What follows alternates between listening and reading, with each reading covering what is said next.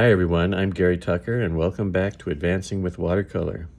Over the next 8 weeks, we're going to be looking at trees in particular, studies of trees in the autumn season, in the winter season, spring and summer.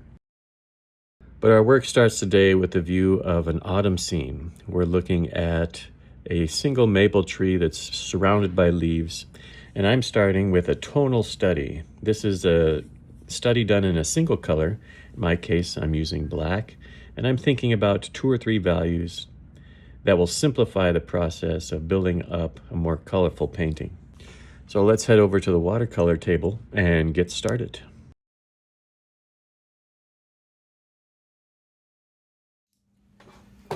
Well, let's get a start on our tonal study. Let's get a start on our tonal study. For that, I'm going to use simple black to get started. And first thing I'm going to do is do a little drawing on the paper, but the drawing, as you see, is using a brush. One advantage to doing it with a brush is you start to get feel for the strokes right off the bat. And this particular work is not going to have a lot of foundational drawing. Most of the work is going to come through brushwork. But I am getting a little bit of a start by placing some simple marks. Using lines.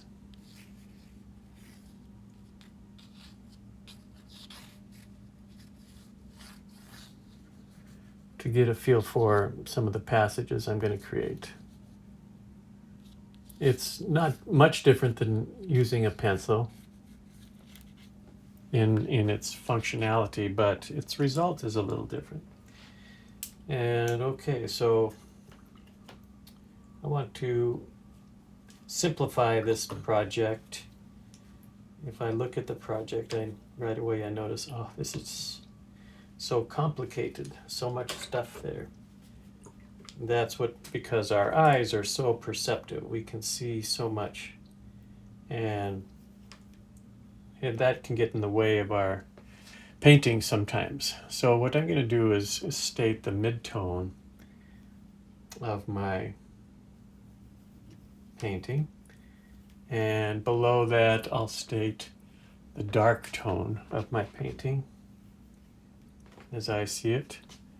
So the mid-tone is going to be something, I'm just going to make a square here, and for the light tone I'm just going to use white at the moment. I envision that will be changed or modified, once we get into color or even towards the end of this exercise. But to start with, I want to show you the relationships that I see when I'm looking at this very colorful image in terms of black and white. So that's my mid-tone, which looks very dark, but you'll see it dries quite a bit lighter. Okay. And then I'm going to put the dark, as I see it, right below that.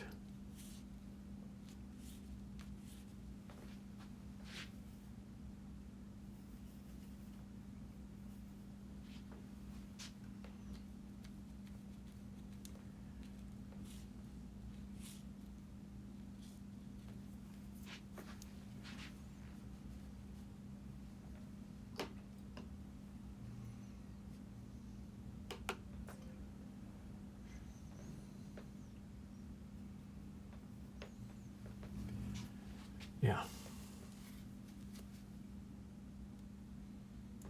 So as you can see, once we get into the painting, these will start to dry, and you'll see more of a difference between them. But right now we don't see much of a difference between them. And this is one of the challenges of watercolors, to sort of foresee how how things will dry. And because I mix this with more water, this mid-tone, I know it's going to dry lighter. I just have to wait. And I know this is going to stay relatively dark. So that being said, let's go ahead and start our tonal study, breaking it into 3 basic hues.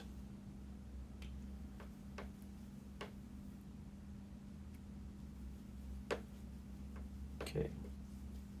And I'm looking for a certain consistency here.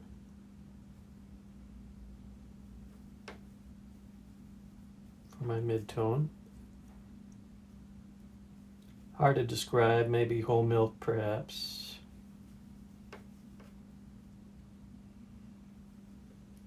Something like that. I'm using an adjective synonym given to us by Joseph Sibukovic. Okay, let's go ahead and start.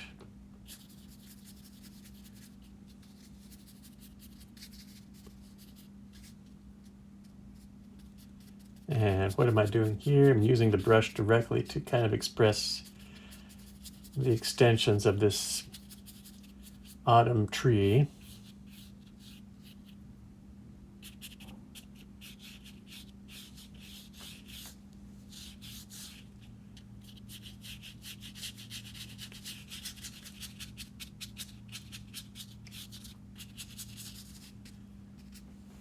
Extensions means sort of the way the leaves kind of fall, extend off of the main tree.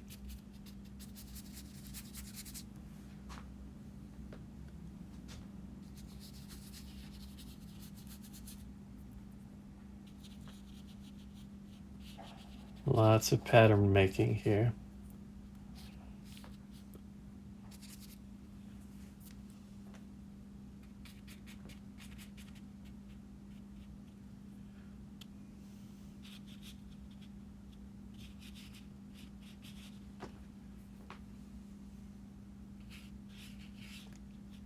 You see some of the strength that this working with the brush has. It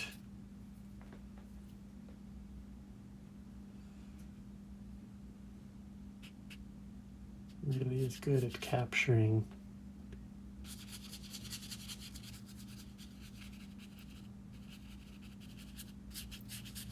textures.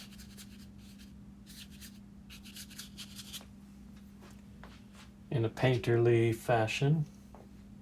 So I just return again and again into that mid-tone.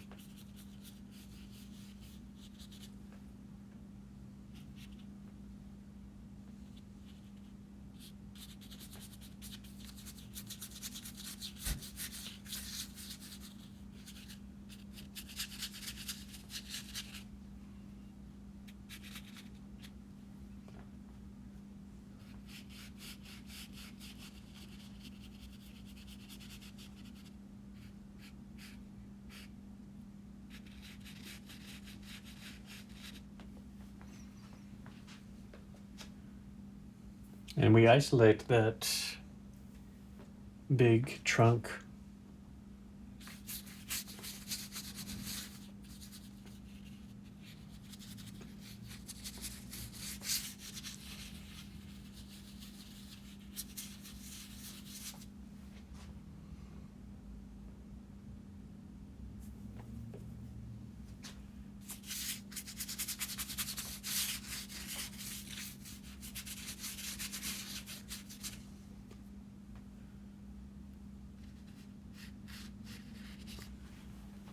Let's do a little fine work here.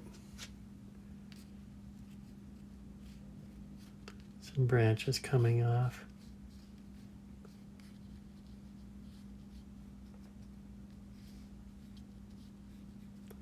Same mid-tone.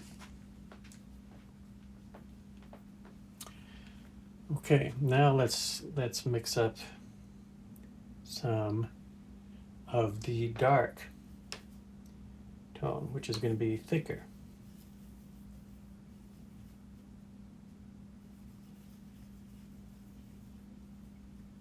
quite a bit thicker. And look at now how these have dried. You can see a better distinction between the two. Darker, lighter.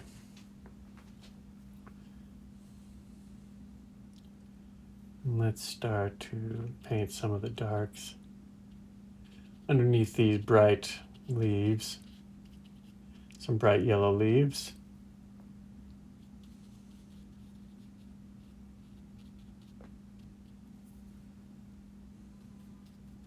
Again, just kind of creating a pattern is really what I'm thinking here.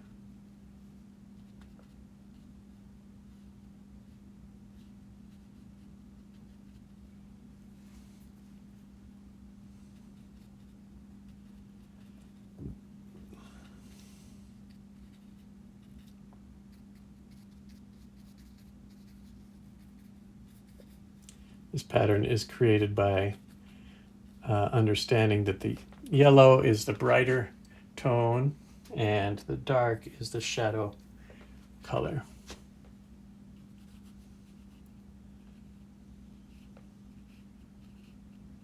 That falls across the trunk of our tree.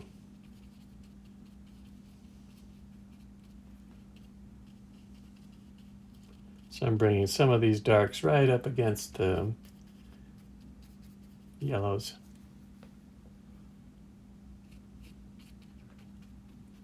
This sort of work is good for understanding a complex subject. If you're not quite ready to go forward with a painting, if you need a little time to understand the subject, doing a tonal study, and a simple one at that, where we basically allowing ourselves to work with 3 colors.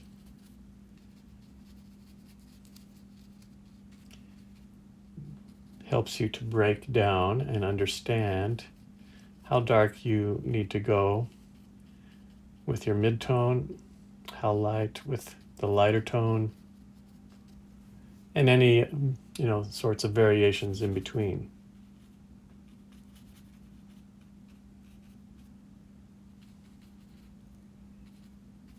It also, I'm finding that it's helpful to find the pattern of the lights and darks, since my mind is concentrating on placing only the darks. I'm very much aware of the pattern that they're creating. And so I'm trying to emulate that with my brushwork.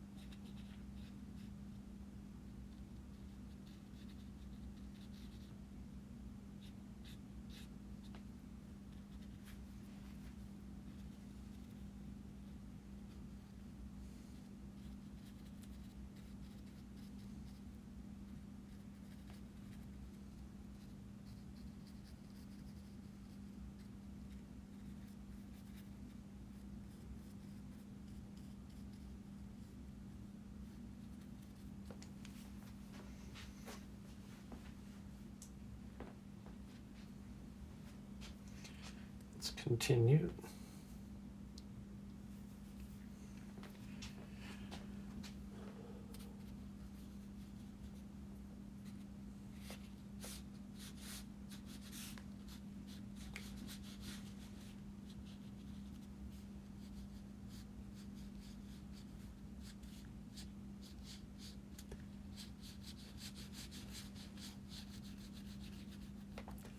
Another benefit that I feel in doing it this way is I start to paint based on my painting. So that means I'm not following the image as much as I am what my painting suggests. And that's a positive because strokes that we place on top will be more harmonious with the image itself if we do it this way. Takes us away from that sense of just copying. And one other thing that I can point out is it also kind of reinforces the abstract notion, the visual that we might call abstract, where we start to see shape more purely as shape and less as, oh, this is a leaf, this is a branch. We start to see, okay, this is a light, this is a dark, and this is a pattern, this is a stroke that goes this way, etc. And that's part of the enjoyment we get in seeing, even the image itself, the photograph itself. We enjoy that part of it, but we quickly make it something literal for whatever reason. I'm not 100% sure why our brain does that. It's got to be, I would imagine, some sort of practical function that's allowed us to survive. But for artwork, we can bypass that if we sort of squint our eyes and look only at the shapes we're painting and stop to see them as representational shapes, but more as abstract shapes.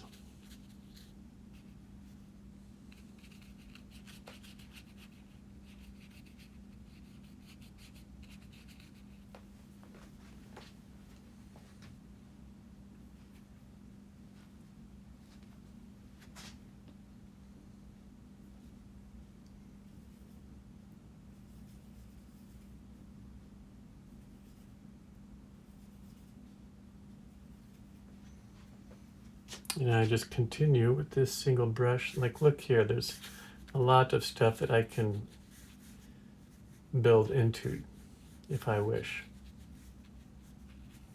Build into means I can follow the sort of pattern that's already been created for me by the previous brush marks.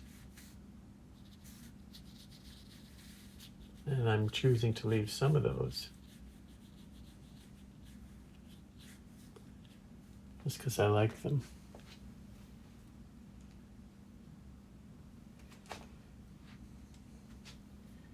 A few more lighter touches, like some shadows up here.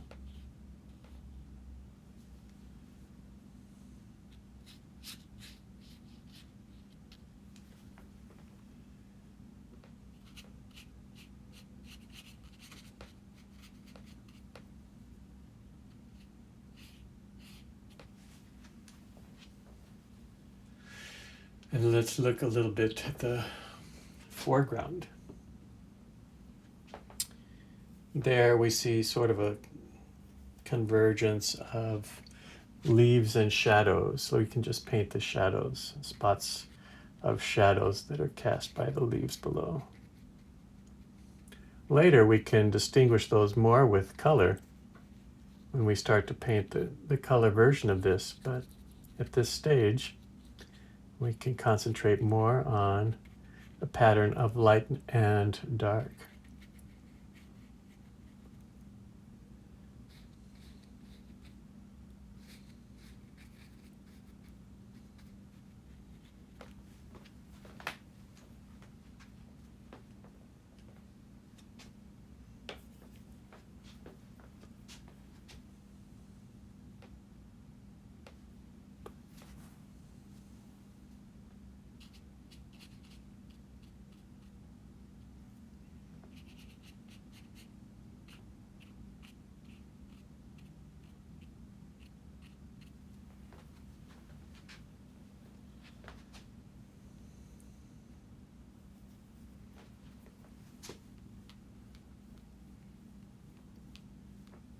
Another way of adding patterns.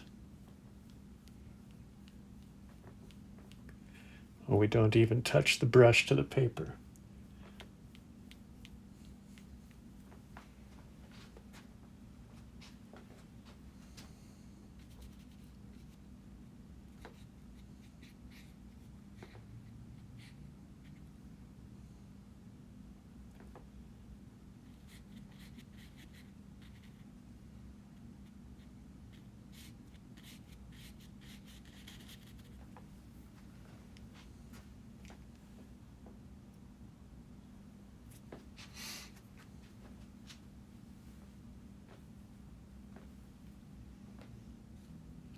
This is getting to the stage where you want to step back every now and then, regard the painting from a distance.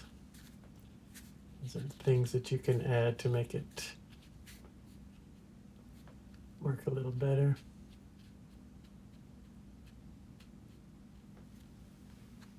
Possibly.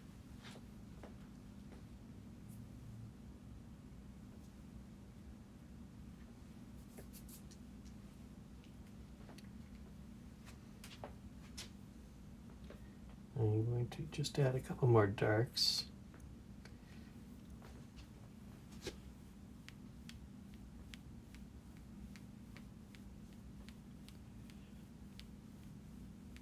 Splatter works very well to say foliage because of its random nature, because of the size of the dots that we leave behind.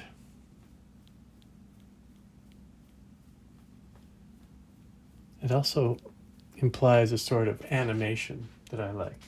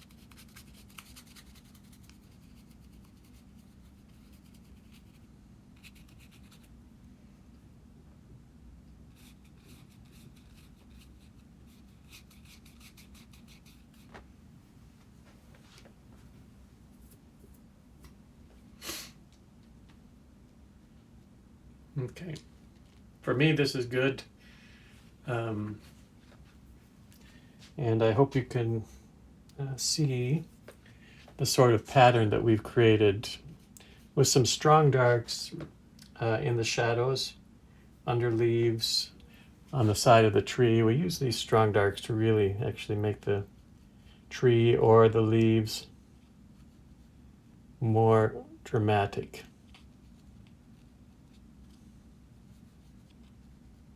Contrast is our biggest tool in bringing drama like this to our subject.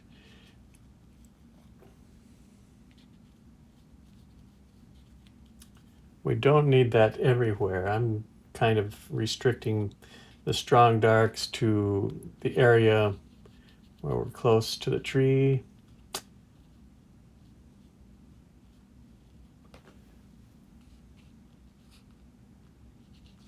Really defining that bright area of the tree.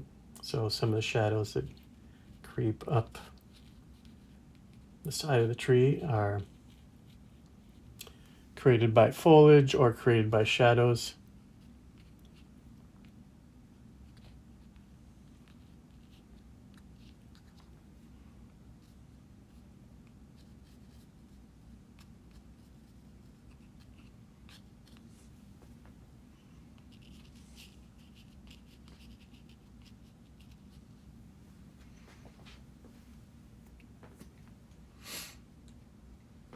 You may be wondering, what about the blue sky?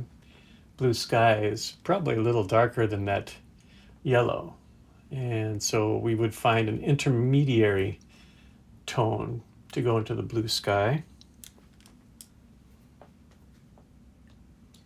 Let's try that. Doesn't have to be perfect, but let's just try putting in sort of a flat wash here and there.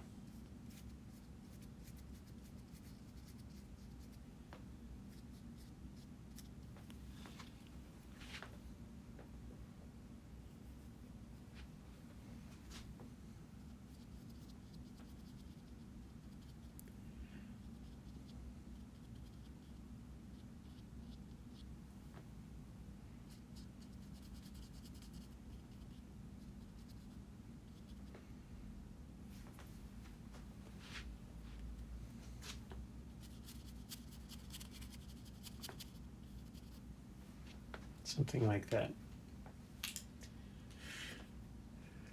And so we've made a pretty simple presentation of a complex subject. And we've got to internalize, we've got a feeling inside now of how the proportion of our tree, how we can build some brushwork that catches this feeling of bright sun on changing leaves. And now we can start to think about how we're going to paint this with color. You know, we observe yellow, red, green, sort of a pale warm gray in the bark, deep blue sky. Let's start to think about how we can present that in color.